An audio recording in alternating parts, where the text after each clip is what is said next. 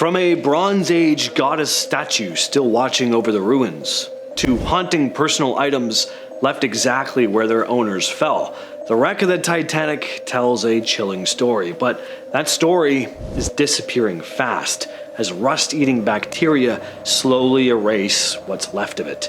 These are dark things found in the wreck of the Titanic. One of the more unexpected pieces discovered in the wreck of the Titanic was a bronze statue, a replica of the Diana of Versailles, the Roman goddess of the hunt. It originally stood above the fireplace in the ship's first-class lounge. The statue was part of the ship's push to feel less like a passenger liner and more like a five-star hotel. The Titanic wasn't just built for getting around, it was meant to look nice, really nice, and this statue is one of the best examples of this. But after the ship broke apart and sank, most people assumed the statue would be lost forever, but in deep-sea footage taken many decades later, explorers spotted this figure half buried in silt, and it was still mostly intact. It had survived the fall, the impact, and over a century on the ocean floor. That is rare. Bronze holds up better than materials like iron, but even so, it's strange to see something so delicate still recognizable in a place that's destroyed almost everything else. Today, the statue still sits frozen in the wreckage. One of the eeriest things about the Titanic wreck is all the small stuff, the personal effects, shoes, luggage, combs, a child's doll, things that belonged to real people who were on board that night. These items are scattered all across the debris field, just sitting there in the dark. In many cases, these objects are all that's left of the people who died.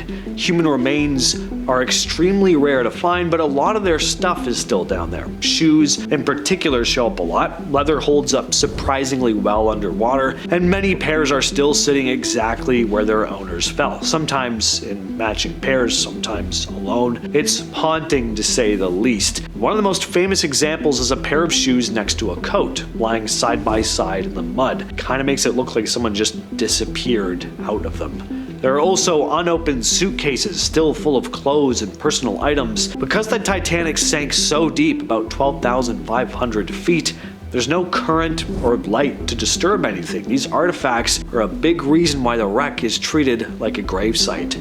Every piece tells a story, even if we'll never know whose it was. When Titanic was first found in 1985, parts of it were still shockingly well preserved, but since then, the wreck has been falling apart. What's strange is that this kind of deep-sea environment is usually pretty stable. Cold, dark, low on oxygen. It should have kept things relatively intact, but something is eating away at the Titanic. That something is bacteria, specifically a strain that's been nicknamed Halomanus titanicae, or Titanica. Not much of a nickname, it's that weird to pronounce, but anyway. Microbes are eating through the metal beams and walls, turning once solid steel into rusticles, those icicle-shaped formations that you see hanging everywhere. Some sections that were visible just a couple decades ago have already collapsed. The captain's bathtub, for example, used to be one of the most iconic photos from the wreck. Now it's almost completely gone, buried under debris. Experts estimate the Titanic could be gone entirely within the next few decades, which is why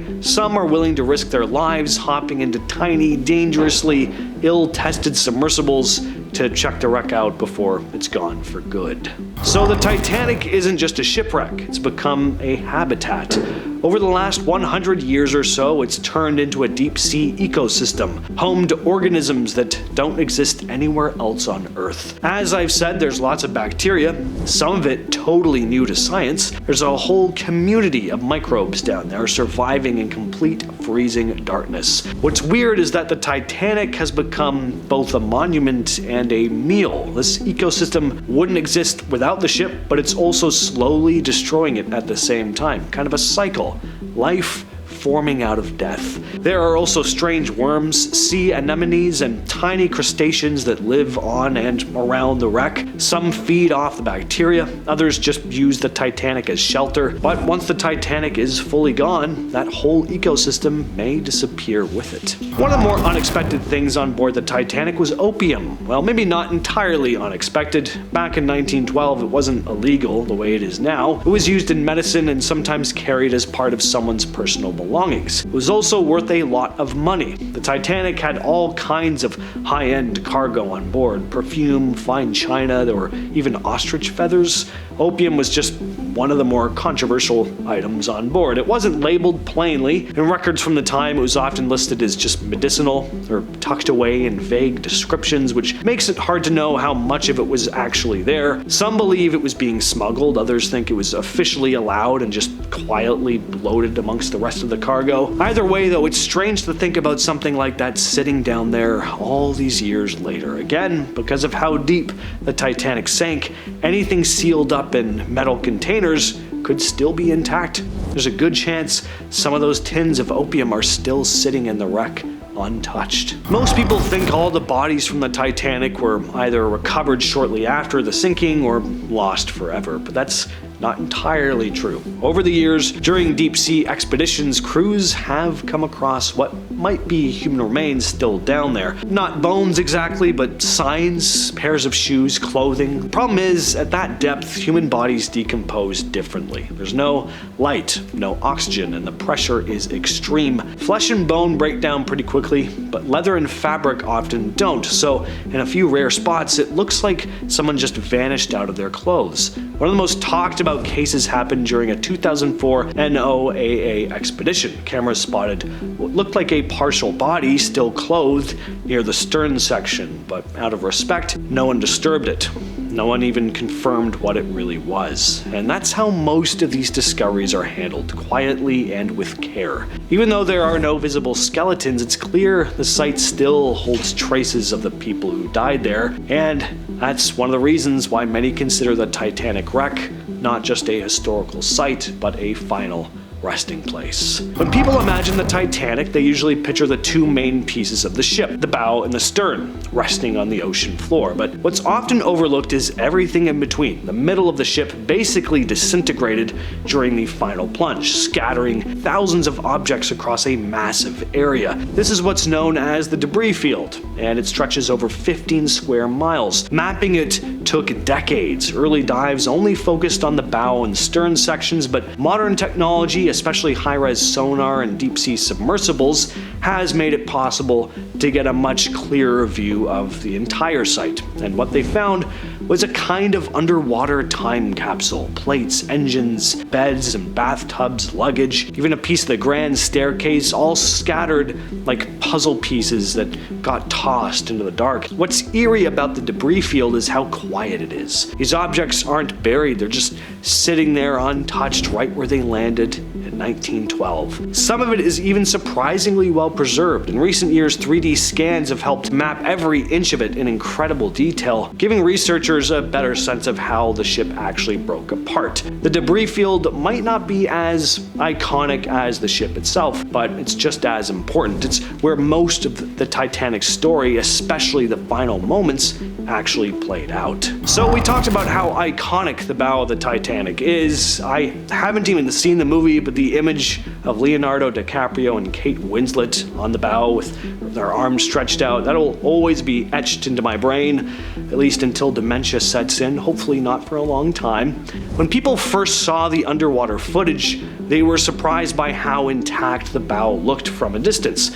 The railing was still there, the anchor, chains, the mast, but once the submersible got closer, it became clear this thing had been through hell. Most striking is the way the deck collapsed inward when the bow slammed into the seabed at high speed and the sheer force crushed part of the forward deck like a soda can. The steel folded, giant beams snapped, rooms were flattened, and entire sections of the hull caved in from the impact. The bow basically torpedoed into the mud at over 30 miles per hour. One part that really drives it home is the collapsed officers' quarters near the top of the ship. That was once this well-lit command center, now it's twisted metal and debris. Some of the interior walls are peeled back like paper, and even though this part of the ship held up better than the stern, it's still slowly falling apart. What we're seeing today is already just a shadow of what it was when they found it back in 1985, and eventually